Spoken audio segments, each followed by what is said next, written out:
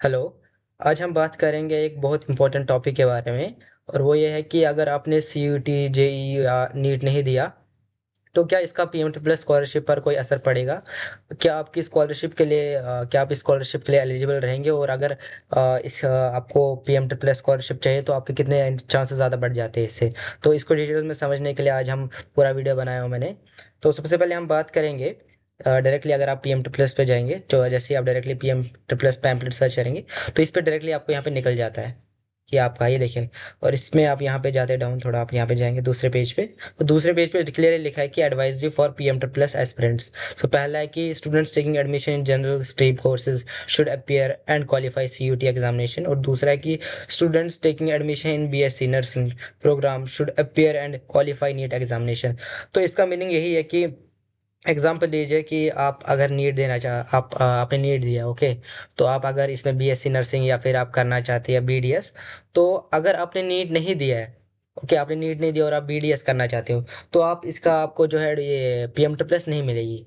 तो ये क्लियरली यहाँ पे मेंशन है। उसके बाद जैसे आपने जेई है, अगर आपने जेई नहीं दिया और बीटेक करना चाहते तो वो बड़ा प्रॉब्लम नहीं है, क्योंकि ऐसा है कि जेई के लिए आपको मैंडेटरी नहीं है कि आपको अगर बीटेक करना है तो मैंडेटरी जेई नहीं है पीएम ट्रिपल में। और दूसरा है सीयूटी। अगर आपने सीयूटी नहीं दिया, आप बीएससी बीकॉम ये सब कोर्सेज नहीं कर सकते।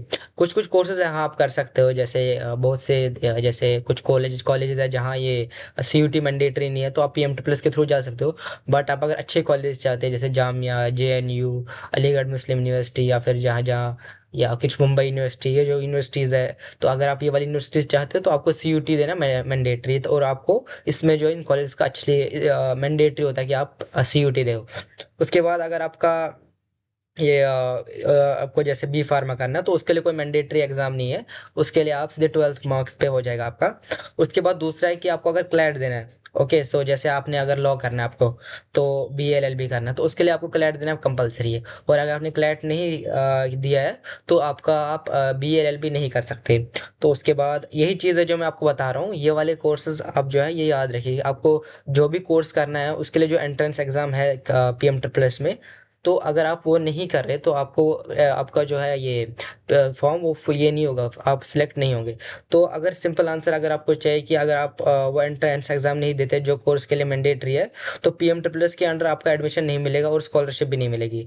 लेकिन अगर आप अपने कोर्स का एंट्रेंस किया है तो आपको मिल जाएगा, वो प्रॉब्लम नहीं है। बट आपके मार्क्स भी उतने अच्छे नहीं चाहिए आपको। आप बस मुझे कमेंट सेक्शन में ये भी लिख सकते हैं कि आपके कितने मार्क्स है, तो उसी बेसिस पे मैं आपको बता दूंगा। प्लस आप मुझे अपनी कैटेगरी भी बता देना, तो उसी बेस पे मैं बता दूंगा कि आपकी सिलेक्शन हो सकती है कि नहीं।